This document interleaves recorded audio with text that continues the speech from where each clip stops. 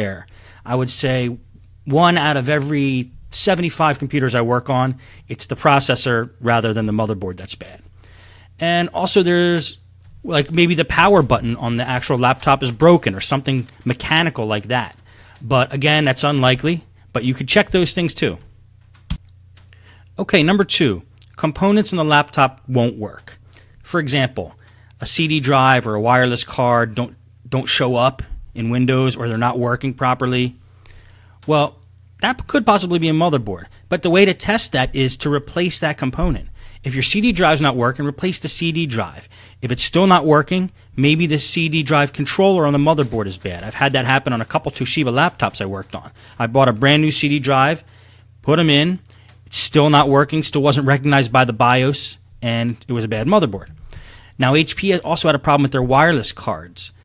But it wasn't the wireless cards that were bad, it was the actual controller on the motherboard that controls the card that was bad. I think it was positioned next to a chip that got real hot, like the graphics chip or something like that on the motherboard. So if you have a laptop with components not working, and you replace the components and they're still not working, then you might have a bad motherboard. Now, how do you rule out if Windows isn't causing this problem or the operating system's not causing a problem? Well, test it with a different operating system.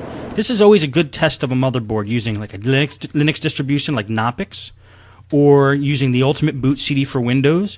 These are both bootable CDs, and it's essentially testing the hardware of the laptop because you're running it on a different operating system. Last thing to try if components aren't working and you suspect it's your motherboard, flash the BIOS of the motherboard. Maybe the BIOS got corrupted somehow, and since the BIOS is handles the basic functions of a computer, maybe it's not doing its job and causing some abnormal activity in the computer. Okay, number 3, computer shuts down randomly. Now, this is a common symptom of a computer overheating. So let's make sure it's not an overheating problem. And how do we do that? Well, what I do is I take a can of compressed air and I blow it into the laptop in the bottom where the fan is, and also in the heat sink on the side of the computer. If you do this, you might see clouds of dust come out, and that's a good thing, but you want to make sure you get all the chunks out of the laptop before you turn it back on, because those chunks of dust that might still be stuck in there might cause the fan blades to actually stick. I go over this in the case study videos, and several of them. Watch how I do that there, and you can see in action, cleaning out a laptop and getting all the dust out of it. Now, once you get the dust out of a laptop and you're sure that the fan is spinning and the air